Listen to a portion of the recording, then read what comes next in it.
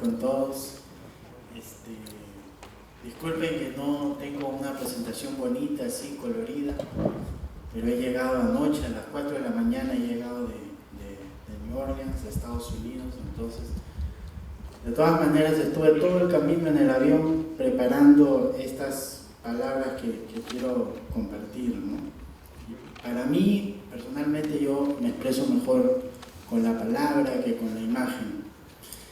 Entonces, lo que quería decir es un poquito cómo hemos llegado a la tendencia a la que está introduciéndose la medicina actualmente, ¿no? Ustedes saben que hace varios miles de años todos los cazadores recolectores se curaban con raíces y con plantas, y pasaron unos cuantos miles de años y la gente empezó a tomar sentimientos religiosos y lo que era una raíz, una planta, ante Dios era algo insignificante, y se abandonaron las plantas porque Dios es mucho más fuerte, mucho más omnipotente para curar las enfermedades, y la gente se dedicaba a eso, a curar con fe, con oración y con rezos. Y pasaron varios miles de años más tarde y empezaron a considerar la oración y el rezo como una superstición, y dijeron: no, hay que curarse con pastillas, con píldoras, esto es lo que va a curar a la gente. Y de esas pastillas hemos pasado a modernos fármacos que utilizamos, anticuerpos monoclonales, cortisonas bastante más efectivas, y hasta las quimioterapias y todo eso, y nos hemos dado cuenta que esto tiene un gran problema en la salud, y como pocos ignoran, la farmacología moderna trae grandes inconvenientes a la salud, y estamos regresando a las plantas. Entonces, esto es una tendencia en todo el mundo, y creo que en medicina no nos interesan las modas, nos interesan las tendencias hacia las cuales la sociedad se está dirigiendo, ¿no? Entonces, sin embargo, quiero hablar un poquito sobre lo que es la ciencia de la hoja de coca, para ayudar a acercarnos un poco a la verdad. No digo decir la verdad, porque sería un poco soberbio asumir tener un conocimiento absoluto y veraz sobre la hoja de coca, pero sí podemos acercarnos un poquito, ¿no? Entonces, antes que nada, hay una máxima o un mandamiento que yo digo, que es: para conocer a la coca hay que masticarla. Entonces, los que están haciendo apuntes, por favor apunten: mordiéndola la conocerás, ¿ya? Y eso es algo muy importante que todos tenemos que tener presente, porque un conocimiento teórico es exactamente eso, es teórico. Saben que teoría quiere decir una visión de Dios, es un ángulo especial a algún conocimiento, pero el conocimiento profundo es cuando la mascas, cuando lo tienes, cuando lo entra en tus células, las sudas y las sueñas también, ¿no? Entonces, mordiéndola la conocerás. Depende mucho de cómo lo vayas a morder, cómo lo vayas a mascar. Igualito como si tú muerdes a una persona, vas a tener una respuesta muy variable dependiendo cómo y en qué contexto la muerdas, ¿no? Entonces, con la coca es igual, depende mucho cómo la vas a morder. No es que cualquiera viene y se la toma y ya me curé, no, porque depende mucho el contexto, ¿no? Y en eso podemos diferenciar las diferentes maneras de consumir la coca, que tenemos el chachar, el pichar y el acuyico. Yo sé que de repente los hermanos de Bolivia tienen una nomenclatura diferente, pero bueno, me limito acá al Perú. El chachar para nosotros está asociado a tener energía, a darnos fuerza. Lo usan la gente que anda en el bus para no quedarse dormido. Lo puede usar cualquier persona que quiera mantenerse en cualquier faena de campo, de trabajo, etc., ¿no? Y el pichar, por otro lado, quizá es un poquito diferente. Hay gente que picha y se va a la montaña a caminar y invoca un estado de conciencia más lúcido, más despierto, también con más energía. Conozco muchos artistas, escultores, pintores, músicos. Acá en el Perú es muy tradicional que los músicos, antes de empezar a hacer música, se ponen a mascar hojas de coca, y eso crea también sentimientos de fraternidad entre el grupo. Y quizás la forma más sacralizada es lo que llamamos el acuyicu. Entonces el acuyicu es una sacralización del espacio usando a la hoja de coca como herramienta, ¿no? Entonces es un círculo sagrado donde la gente reza y se dan buenos deseos entre el grupo, ¿no? Entonces, con la coca, individual o colectivamente, uno va analizando qué es lo que está en el corazón. Eso es lo que se da, digamos, tradicionalmente en esa ceremonia. Es una mirada introspectiva. Hay que acordar, los sabores tienen un efecto muy importante sobre la acción de la planta, y la coca es astringente y un poquito amarga. Todo lo que es astringente y amargo va a conducir la energía al interior. De igual manera, la persona, como ya han explicado antes los exponentes, te vuelves más silencioso, te vuelves más introspectivo, hablas menos y observas más. Entonces quizá ese es el segundo mandamiento con la coca. Su sabor amargo te va a trasladar al corazón, y eso es un poco el mensaje que trae la coca, o el vector de energía hacia donde dirige, es a una mirada contemplativa en todo el registro de emociones que tiene la persona, ¿no? Entonces eso es un proceso en el Ande se ha establecido, es una especie de proceso de purificación. Vas viendo todos los sentimientos, los deseos que hay ahí, y cuando empiezas a observar tu corazón, vas a ver que está lleno de ideas absurdas, de envidias, de celos, de arribismos, de competencias, de angustias y de ansiedades, y todo eso empiezas a soltarlo, ¿no? Entonces quizá la tercera máxima, o el tercer mandamiento, diría, para que anoten lo que están anotando: con la coca la mente hace menos ruido y el corazón hace más música, ¿ya? Entonces te permite, y eso es lo que es esa mirada introspectiva que permite esto, ¿no? Entonces empiezas a observar que tu mente es insaciable, tiene ruidos, tiene defectos, y todo eso se va volviendo más conspicuo y lo vas soltando. Vas viendo que en realidad esos pensamientos no tienen una base real, ¿no? Hay un dicho en inglés que a mí me gusta mucho que dice: "The body is somebody, the mind is nobody". ¿Ya? La mente es un cuerpo, perdón, el cuerpo es una persona, pero la mente no es nadie, ¿ya? Entonces la mente es, en última instancia, hay que trascender a todo ese proceso mental, ¿no? Entonces, poco a poco, individual o colectivamente, la persona que está haciendo este proceso o esta ceremonia, esta oración, se va acercando a lo que podríamos llamar la verdad, o algo un poquito más veraz, ¿no? En la tradición andina se habla que distintas plantas están personificadas por una persona, ¿no? Y la hoja de coca está personificada por una anciana muy severa, muy implacable y muy frontal, que te dice tus verdades frontalmente, ¿ya? Y eso es lo que llaman en el Ande la filosofía, que a mí me gusta mucho y que trato de practicar, la filosofía del Chai in Chai. eso es eso. ¿Ya? Ese es un mantra andino que también pueden anotar las personas interesadas.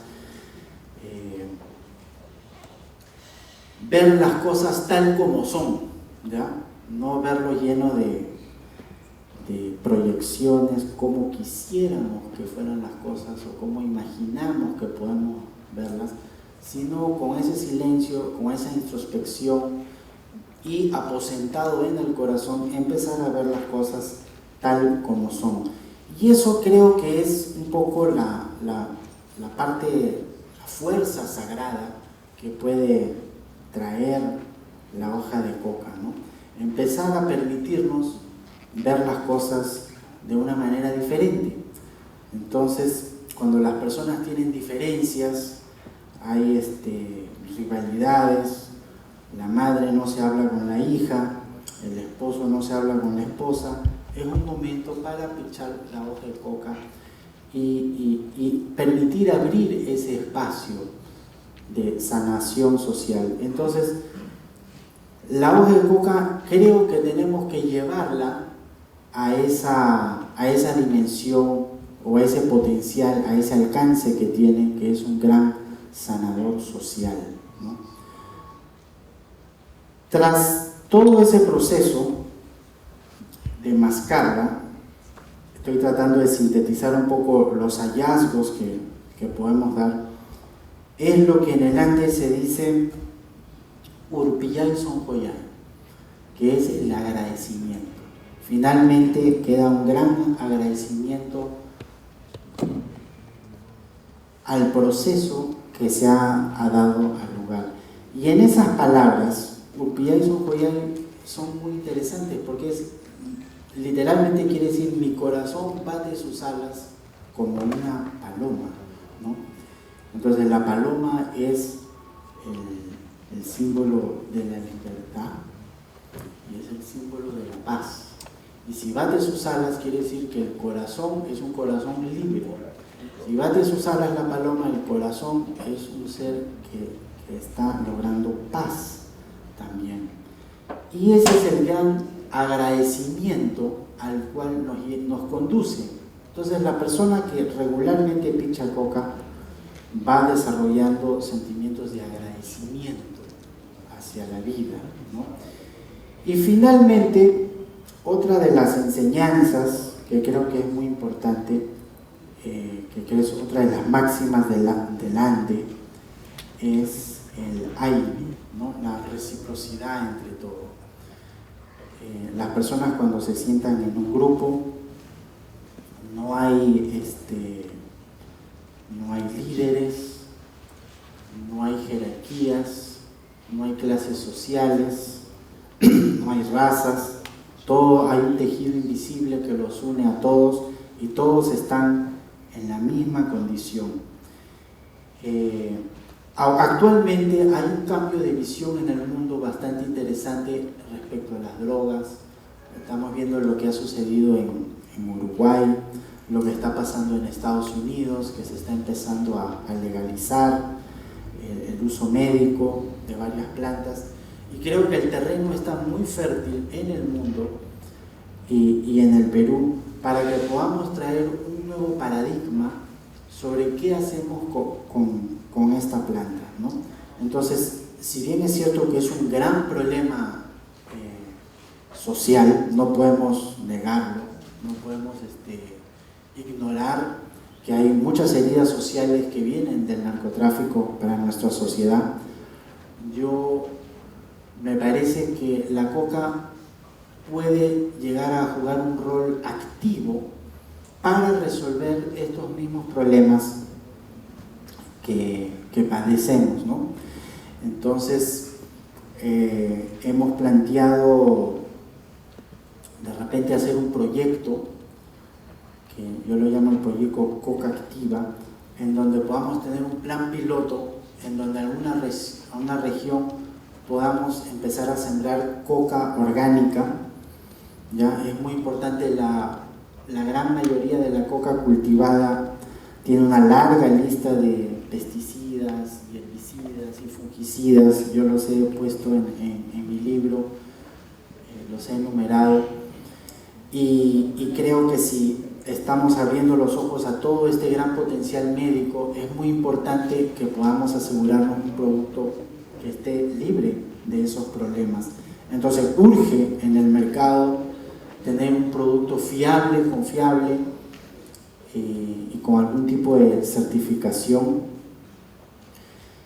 Y quizás no solo eso, sino buscar un producto de coca que tenga algún tipo de acción solidaria con el medio ambiente donde se está cultivando. De repente a un tipo de certificación Fair Trade o algo así, en donde se paguen 15% por encima del precio de mercado, o donde se pueda apoyar comedores populares o postas médicas a la región, y de esta manera ayudar a erradicar la pobreza. Entonces creo que no es una utopía, y creo que es un paradigma que debemos implementar: usar a la hoja de coca para erradicar el narcotráfico, para erradicar la desnutrición, y como un gran sanador social que ha sido esta planta, ¿no? Entonces, si ahora más o menos un 25 o 20% del consumo es para uso tradicional, quizás si nosotros implementamos este proyecto en distintas regiones como un plan piloto y va creciendo la idea, podamos aumentar hasta un 40% o 30% en un plazo de 10 años, algo así, de consumo tradicional de la hoja de coca, ¿no? Entonces esto es un poco, creo, el desafío que tenemos ahorita. Tenemos varias cosas que afrontar: desnutrición, narcotráfico y pobreza. Y en este contexto sería bueno que cuando empiece a llegar un poquito, a llover el dinero de la hoja de coca orgánica, que los primeros en mojarse sean las zonas más pobres, más afectadas, ¿no? Bueno, eso es un poco el contexto tradicional, social. Voy a hablar un poquito de lo que es la ciencia, está en el libro, pero he querido expresar estas cosas que son un poquito más personales, quizás, y son más difíciles de comprender que los datos técnicos. Pero de todas maneras quiero señalar 4 cositas sobre la hoja de coca que creo que es muy importante subrayar. Primero, es un importante inhibidor de la reabsorción de la dopamina, ¿ya? Entonces, la dopamina queda mucho más tiempo en el espacio sináptico, y la coca inhibe que se reabsorba. Quiere decir que esa dopamina en el cerebro va a estar mucho más activa. La deficiencia de dopamina en el lóbulo frontal del cerebro está asociado a la depresión. La falta de dopamina en la sustancia negra está asociado al Parkinson, ¿ya? Y el exceso de dopamina en cierta zona del cerebro está asociado a la esquizofrenia. Entonces, como un antidepresivo, sabemos que tiene un gran uso tradicional. Muchas personas manifiestan que tienen muy buen resultado con esto. Lo he visto con innumerables pacientes. Como Parkinson's, también he visto personas que toman levodopa y que tenían los tremores cada 10 horas o cada 8 horas, y tenían que tomar la pastilla de levodopa, de dopamina. Pero si parejamente van consumiendo hoja de coca, eso se extiende 2-3 horas más sin tremores, ¿no? Entonces, igual tenían que tomar la pastilla, pero digamos logran extender el número de horas libres de tremores cuando lo usan con la coca. Y el tercero es el que a mí más me perpleja, que es en la esquizofrenia, porque la esquizofrenia es un exceso de dopamina que hace delirar a la persona.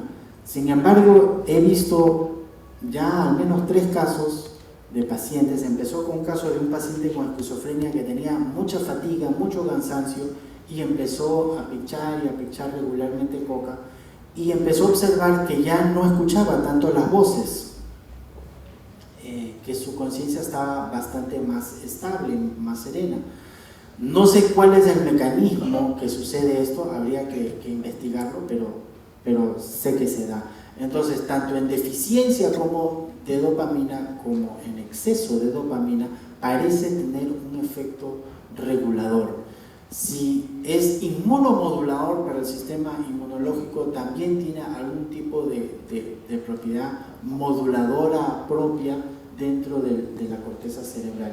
Inmunomodulador digo también porque una de las enfermedades que yo trato mucho y veo bastante es la artritis reumatoide, y veo por lo menos diariamente 2-3 casos, y a lo largo de muchos años he logrado establecer un protocolo que me resulta bastante efectivo para esto, y dentro de ese protocolo, entre varias cosas, está darle la harina de coca, media cucharada 2 veces por día. Y les puedo decir que verdaderamente ayuda grandemente con esta enfermedad autoinmune, ¿no? Con la inflamación, creo que no es solo la inflamación y el dolor, sino con la misma inmunidad. ¿Ya? Hay que eliminar lácteos, hay que eliminar trigo, bueno, es un protocolo que no voy a entrar, pero creo que un rol muy importante lo ha jugado la coca, y lo que he observado es que en un mes, 30 días, normalmente baja en un 50 o 40% el dolor, ¿no? Dependiendo de la adherencia al paciente. Entonces, el otro punto es como antidiabético. Creo que hemos tenido bastantes exposiciones sobre esto, bastante evidencia. Es un anorexígeno bastante interesante, inhibe el apetito, y la cocaína, cuando se absorbe oralmente, se convierte en ecnonina, en benzoilecnonina, que son metabolitos, según Budrack, 80 veces menos tóxicos que la cocaína, ¿ya? Y tienen un comportamiento muy diferente. Entonces, todos los estudios que tenemos sobre cocaína no debemos traducirlos a los efectos que tiene la hoja de coca, porque la hoja de coca no tiene cocaína al consumirlo oralmente.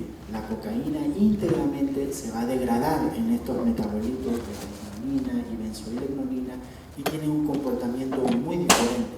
Entonces, si queremos estudiar el principio activo, tendríamos que estudiar esa ecnonina, ¿ya? Y es muy diferente en su actual.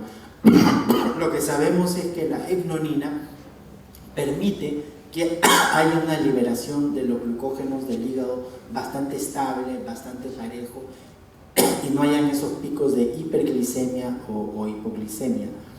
Entonces, la persona que consume hoja de coca puede inhibir su apetito.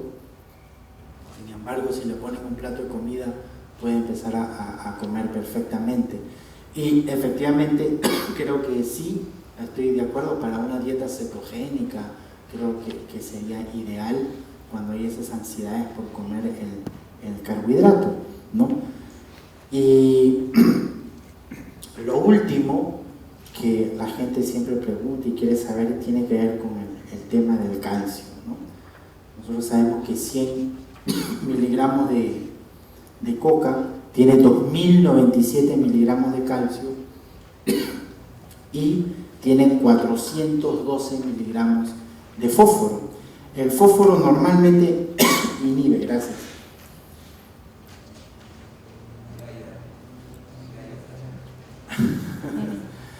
El fósforo normalmente inhibe la absorción de calcio, y tiene que haber una proporción por lo menos de 2:1 entre calcio y fósforo, y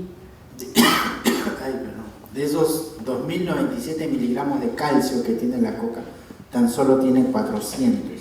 Entonces, ahí tenemos 1600 miligramos de calcio plenamente disponibles para absorción. Lo he visto que es bastante bastante bueno para pacientes con osteoporosis, sobre todo cuando se combina con magnesio y con sílice vegetal. Bueno, eso es un poquito lo que quería compartir, y lo importante es que al final de todas estas charlas que quede bien abierta esa invitación a mascar la hoja de coca para curarnos individual y colectivamente y medicinalmente también. Muchísimas gracias.